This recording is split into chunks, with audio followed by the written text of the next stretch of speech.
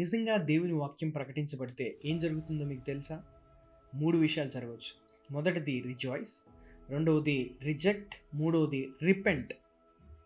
మొదటి దాన్ని మనం ఆలోచన చేస్తే దేవుని వాక్యం ప్రకటించబడినప్పుడు మనుషులు వాక్యాన్ని అంగీకరించి ఆనందపడవచ్చు. ఎందుకనంటే నిజంగా దేవుడు ఎంత గొప్పవాడు, ఎంత కృపను కలిగిన వాడు, ఎంత ప్రేమను మన పట్ల చూపించాడనే ఆలోచన కలిగి ఆయన పట్ల మనం కృతజ్ఞతను మనం తెలియచేస్తూ ఆయనలో మనం సంతోషంగా ఉండొచ్చు, ఆయన గనపరచవచ్చు. రెండవది ఏంటంటే రిజెక్ట్. ఒకవేళ మన పాపంలోనే ఉంటే, పాపాన్ని మనం ప్రేమిస్తూ ఉంటే మనం దేవుని వాక్యాన్ని నిరాకరిస్తాం, మనము దేవుని వాక్యాన్ని రిజెక్ట్ చేస్తాం. మూడోది ఏంటంటే దేవుని బిడ్డలారా రిపెంట్. ఒకవేళ దేవుని వాక్యాన్ని మనం సీరియస్గా తీసుకుని పరిశుద్ధాత్మ దేవుడు మన జీవితంలో మన పాపాన్ని ఒప్పింపచేస్తే, మనము మన పాపాన్ని కంటే దేవుణ్ణి ఎక్కువగా ప్రేమిస్తే మనం పాపాన్ని వదిలిపెట్టి దేవుని యొద్దకు మనం తిరిగి వస్తాం. దాన్నే మనం రిపెంటెన్స్ అని అంటాం, తెలుగులోని మనం పశ్చాత్తాపం అని అంటాం. కాబట్టి 3 విషయాలు జరగవచ్చు.